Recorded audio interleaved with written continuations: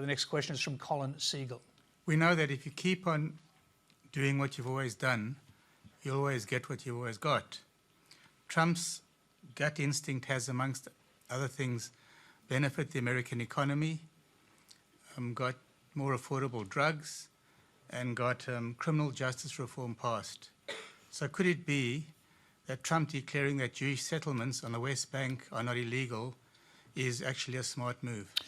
Tamar, what do you think about that? I think that the settlements in the West Bank, their existence and the fact that they're not evacuated from there is actually against the interest, first of all, of Israel and Israelis. The settlements are huge, one of the biggest obstacles for peace, and one of the main reasons why we still don't have a viable agreement between Israel and the Palestinians that would ensure a two-state solution and having the two states independently neighboring each other in peace and security. I know that Trump, I mean, this is a political, I don't think it has to do with international law. It's a political statement of support in the settlement policy, but actually this policy hurts Israelis and Israeli interests. We have been living for decades now under constant threats of violence. The peace process is being stopped and not taking place anymore.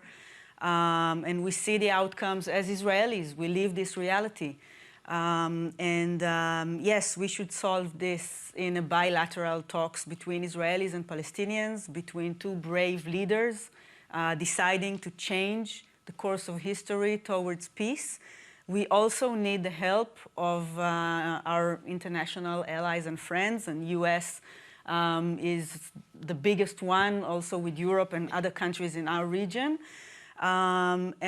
Statements like that, they're part of politics, and maybe they're part of the alliance between Israeli right and American right and Republican right. But in the terms of what is the Israeli interest, that would be going back on track of peace talks and reaching a viable agreement rather than keep the conflict alive, and settlements, unfortunately, is part of what keeping the conflict alive. James Brown. Look, I think Tamar's right to point to the triumph of the tactical over the strategic. I mean, I'm very conscious. You know, there's more I don't know about Arab-Israeli affairs than I do know, but I think the principle of trying to keep the door open to a two-state solution, advancing things in a careful, predictable way. There's, of course, an appeal to someone like Trump who throws the rock in the pond and maybe will dislodge things and get a faster progress. But I just don't think we've seen what Trump's plan is for the Middle East yet. And the leader of that plan, the key point person on that plan, seems to be getting progressively downgraded in the Trump administration. So there may be an amazing plan there yet, and I understand the domestic political pulls on both the Israeli side and on the American side, as well as the search for immediate tactical security from the settlers, but I just don't think we've seen a plan that's going to get us on a better path to that two-state solution. Samantha Power, what are the implications of Trump overriding UN resolutions in this manner? Well, it is just not the case that a country gets to unilaterally decide what international law is. It's called international law for a reason, in fact. And there are successive Security Council resolutions that have weighed in on this. I think the larger implications, I mean, we've been talking about potentially the need to get back to the negotiating table.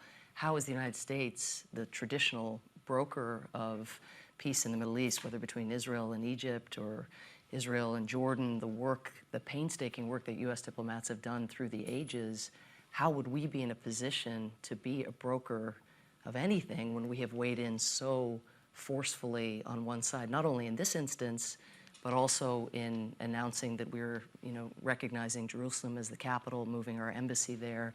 I mean, these were the kinds of issues, and the question of settlements and some settlements and their disposition and what will happen in an ultimate peace deal. These are the kinds of things that were to be negotiated between the two parties, with the United States, again, in the best case scenario, as a catalyst for helping make that happen, Now who's going to step into that role? Who's going to have standing with both parties? Do you make anything of the timing of this, given the trouble that Bibi Netanyahu, who's a close ally of Donald Trump, is in his own country?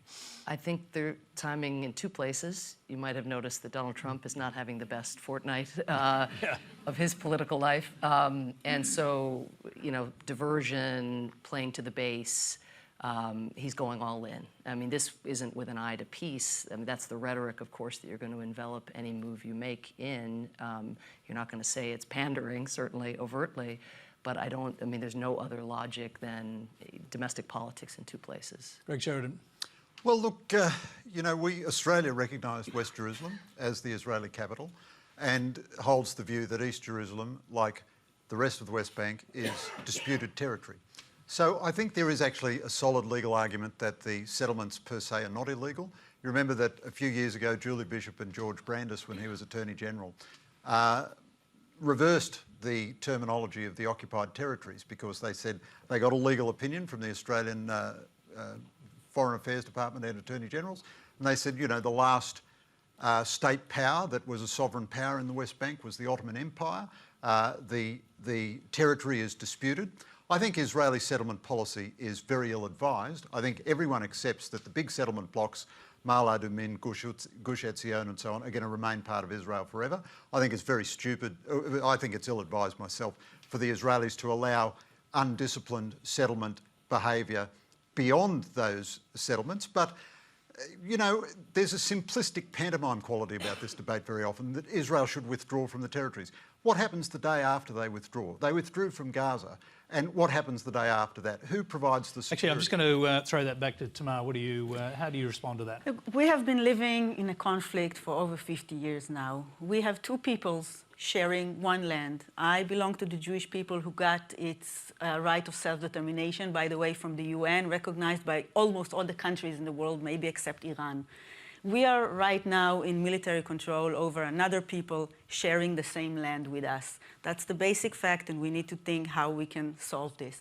The best way, and we've been living in 50 years of violence around this conflict. Just 2 weeks ago, we saw another violent round in Gaza. I live in Tel Aviv, the biggest city in the center of Israel, and we had alarms to sit in shelters for missiles, and the south of Israel get even more in constant reality. The only way to solve this conflict in a peaceful and secured solution is dividing the land between two states, Israel that already exist and recognized, including our capital in West Jerusalem, and Palestine next to us. And this can be achieved in an agreement, in diplomacy, in talking, not in fighting with each other. We can keep on fighting forever, but we don't want to. We want to change our course into a peaceful and secured solution. We need the help of the world. Of course, we'll have to achieve it, you know, between our leaders in the region. But, you know, going back to the Ottoman and British mandate and history, it helps us understand reality, but we need to better understand the future and look forward, how we solve this conflict. And actually, the solutions are on the table. They are there. We need a brave leadership to pick them up and make them a reality. This is what leaders should do for their I'm just going to go back to the other side of the panel. And Tanya Plibersek, this is a divisive issue in Australia. How would the Labor Party respond? I just think it's so fantastic that we've got Tamar here to talk about it firsthand, and I feel a little bit self-conscious that we're all commenting on what's happening in her land. So thank you for bearing with us. Yes. So how would the Labor Party respond if the Morrison government decided to go along with Trump on the issue of the settlements? Well, I'd be very surprised. I mean, Australia has always supported a two-state solution, and certainly it's the Labor Party position that expansion of settlements on occupied territory is a roadblock to peace. And anything that delays peace and a two-state solution for even a day is a terrible thing. I was a little disappointed that the government was prepared to use the declaration of Australia moving its position on the capital and the embassy to Jerusalem during the Wentworth by-election in a domestic effort to get domestic political support. I don't think that it's appropriate to use really consequential issues of international policy like this for domestic political gain. So just a footnote, Yep. Tony. I think the Australian position is the Trump position. I think we recognise West Jerusalem as Israeli sovereign territory and we regard the West Bank as disputed territory. I haven't seen a statement from an Australian government minister for a long time describing settlements as illegal under international law. So would you expect the Morrison government to come out and support the Trump position Well, I if think- you're right, and they already do? I think that is their position, but you They don't won't have to... state it, is what you're saying. Well, I think it's pretty clear, but you don't have to say everything at a megaphone volume. You know, you don't provoke people needlessly. Unlike I mean, we Donald do. Trump, you mean? Yeah, journalists provoke people, but governments don't always do that.